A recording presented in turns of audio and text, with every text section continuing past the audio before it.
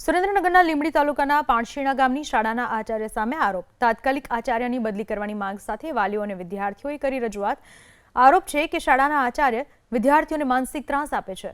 શાળામાં અભ્યાસ કરાવવાને બદલે વિદ્યાર્થીઓ પાસે અન્ય કામો જેવા કે વસ્તી ગણતરી, પાણી ભરવું, સાફ સફાઈ કરવી આ તમામ કામ કરાવવામાં આવે છે। આચાર્યના ત્રાસથી કંટાળેલા વિદ્યાર્થીઓના વાલીઓએ સમગ્ર મામલે જિલ્લા શિક્ષણ અધિકારીને રજૂઆત કરી।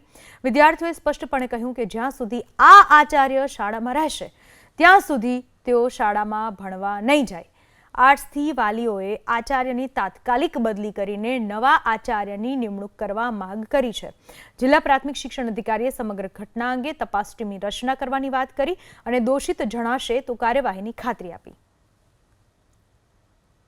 ભૌતિક સુવિધાના અભાવ બાબતે બાળકોએ જે મીડિયામાં નિવેદન આપ્યા છે અને જે વાયરલ થયા છે તે બાબતે સ્પષ્ટતા કરતા જણાવું છું કે પ્રાથમિક તપાસના અહેવાલ મુજબ અમારા એડીઆઈશ્રીએ પ્રાથમિક તપાસ કરી છે અને એનો અહેવાલ સીએમ ઓફિસને પણ મોકલી આપવામાં આવ્યો છે। તે દરમિયાન શિક્ષકોની અંદરની કેટલીક માથાકૂટના કારણે વિદ્યાર્થીઓ સુધી ભૌતિક સુવિધાઓ પહોંચી શકી નથી અને વિદ્યાર્થીઓના જે અહેવાલો આવે છે એની તપાસ માટે એક સંપૂર્ણ કમિટીની રચના કરી છે, જેમાં ઈઆઈ વર્ગ 2 સાથે એડીઆઈ અને એક મહિલા શિક્ષિકાનો સમાવેશ કરાયો છે અને એક સપ્તાહની અંદર એનો રિપોર્ટ સોંપ્યા બાદ એમના શિસ્તની કામગીરી અને એમના માટે કેવી સજા થઈ શકે એના રિપોર્ટ આવ્યા બાદ આપણે જેનો નિર્ણય લેવામાં આવશે। હાલના તબક્કે જે શાળામાં ભૌતિક સુવિધાઓની અછત હતી એ તમામ સુવિધાઓ પરિપૂર્ણ કરી દેવાઈ છે। શાળાની સ્વચ્છતા, ટોયલેટ, બાથરૂમ, સેનેટરી પેડ આ બધી સુવિધાઓ આપી દેવામાં આવી છે અને જેની ચકાસણી અને વિડીયો પણ અમારા એડીઆઈશ્રીએ મંગાવી લીધેલા છે।